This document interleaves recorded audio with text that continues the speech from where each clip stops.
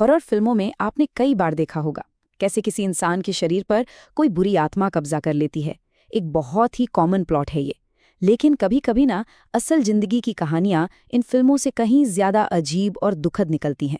तो आज हम एक ऐसी ही सच्ची कहानी के पीछे छिपे हैरान कर देने वाले विज्ञान को समझने की कोशिश करेंगे। Based on a true story, ये लाइन 2005 की एक मशहूर horror film the exorcism of Emily Rose के पोस्टर पर लिखी थी, और ये हमें एक असली दिल दहला देने वाली घटना की तरफ ले जाती है। ये कहानी है एनालीज मिशेल की, एक ऐसा मामला जिसे दुनिया में झाड़ फूक की सबसे भयानक और दुखद घटनाओं में से एक माना जाता है। तो आखिर कौन थी एनालीज मिशेल और उसकी कहानी इतनी डरावनी क्यों है? चलिए इस पूरे रहस्यमय मामले की तह तक चलते हैं। ये सब शुरू हुआ था 1968 में। तब एनेलीज सिर्फ 16 साल की थीं और स्कूल में अचानक बेहोश हो गईं। डॉक्टरों को कुछ भी समझ नहीं आया। फिर 1970 आते आते हालात और बिगड़ने लगे। उसे अजीब अजीब आवाज़ें सुनाई देती थीं, डरावनी चीज़ें दिखती थीं। तब डॉक्टरों ने कहा कि उसे टेम्पोरल लोब एपिलेप्सी है। लेकिन इसके बाद उसका बर्ताव इतना अजीब हो गया कि कोई यकीन नहीं कर सकता था। वो कुत्तों की तरह भौंकती थी, मकड़ियाँ और कोयला तक खा जाती थीं। हालत इतनी बिगड़ी कि 1975 और 76 में सिर्फ 10 महीनों के अंदर उस पर 67 बार झाड़ फूक की रस्में की गईं, और आखिर में 1 जुलाई 1976 को भुखमरी और पानी की कमी से उसकी मौत हो गई। उन झाड़ फूक की रस्मों के दौरान ये दावा किया गया कि एनालीज के शरीर पर एक नहीं बल्कि 6 अलग-अलग आत्माओं का कब्जा है, और ये कोई आम आत्माएं नहीं थी। लिस्ट में लूसिफर, एडोल्फ हिटलर, नीरो जैसे नाम शामिल थे। अब यहाँ एक बहुत दिलचस्प बात है, ये सारे नाम उसकी अपनी धार्मिक परवरिश और जानकारी से ही निकले थे। तो यहाँ पर सबसे बड़ा सवाल खड़ा होता है, क्या ये सच में किसी शैतानी ताकत का काम था या इसके पीछे कोई बहुत ही गहरा मनोवैज्ञानिक कारण छिपा हुआ था? तो चलिए अब इस कहानी से अलौकिक बातों का पर्दा हटाते हैं और देखते हैं कि विज्ञान इस पूरे मामले को किस नज़र से देखता है। वैज्ञानिकों के हिसाब से ऐसे मामलों के पीछे एक बड़ी वजह हो सकती है डिसोसिएटिव आइडेंटिटी डिसऑर्डर, यानी DID। ये एक ऐसी मानसिक हालत है जिसमें एक ही इंसान के अंदर 2 या उससे ज्यादा बिल्कुल अलग-अलग पहचान या पर्सनालिटीज मौजूद होती हैं। शायद आपने इसका पुराना नाम सुना हो, मल्टीपल पर्सनालिटी डिसऑर्डर।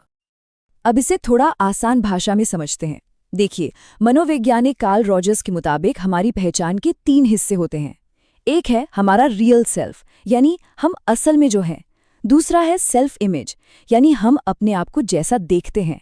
और तीसरा है आइडियल सेल्फ, यानी हम जैसा बनना चाहते हैं। एक सेहतमंद दिमाग में ये तीनों हिस्से आपस में तालमेल बनाकर रखते हैं। लेकिन DID में ऐसा नहीं होता। इसमें एक होस्ट पर्सनैलिटी होती है जो उस इंसान की असली पहचान होती है, पर उसके साथ साथ ऑल्टर्स भी बन जाते हैं। ये वो अलग अलग पर्सनैलिटीज होती हैं जिनके अपने नाम, अपनी उम्र, जेंडर और यहाँ तक कि अपनी अलग यादें भी हो सकती हैं। लेकिन सवाल ये उठता है कि ऐसा होता क्यों है? मतलब हमारा दिमाग खुद को इस तरह अलग अलग हिस्सों में क्यों बांट लेता है?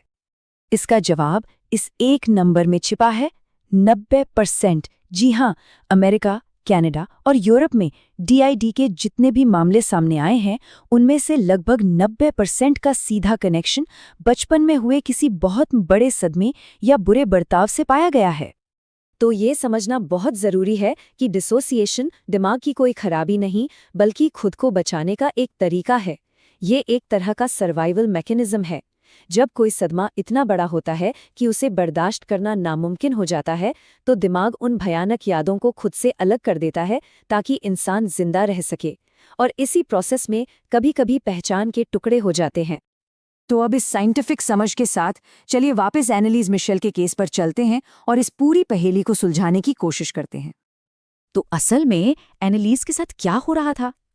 देखिए, उसके मेडिकल रिकॉर्ड्स एक बिल्कुल अलग कहानी बताते हैं। वो असल में 3 गंभीर मेडिकल कंडीशन से जूझ रही थी।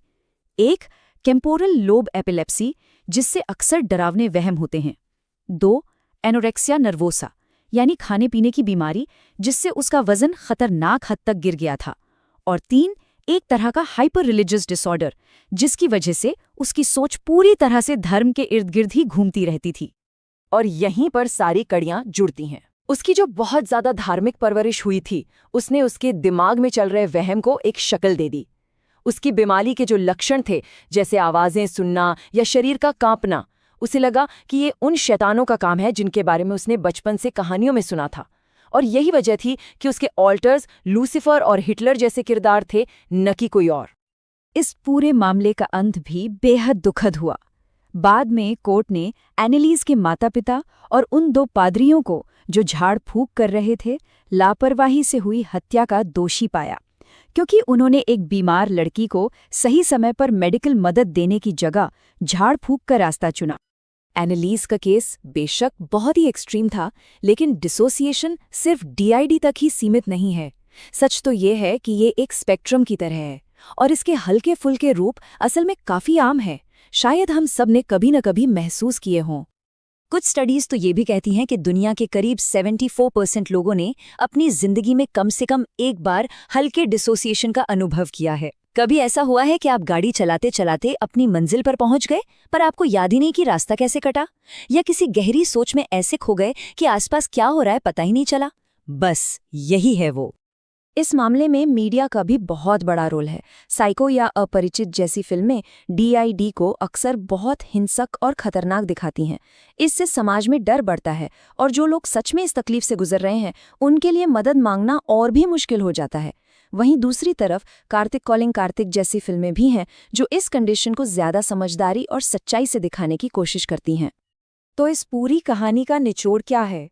निचोड़ साफ है। मानसिक स्वास्थ्य से जुड़ी समस्याओं को डर, अंधविश्वास या कलंक की नज़र से देखने के बजाय उन्हें मेडिकल देखभाल और सहानुभूति की ज़रूरत होती है, क्योंकि सही मदद और समझ से ही इलाज संभव है। तो आखिर में बस एक सवाल सोचना है कि दुनिया में ऐसी कितनी भूत प्रेत की कहानियां हैं जो असल में मदद के लिए पुकारते गलत समझे गए दिमाग हैं। इस पर ज़रूर सोचिएगा। और हाँ, अनम्यूट को सब्सक्राइब करना न भूलें।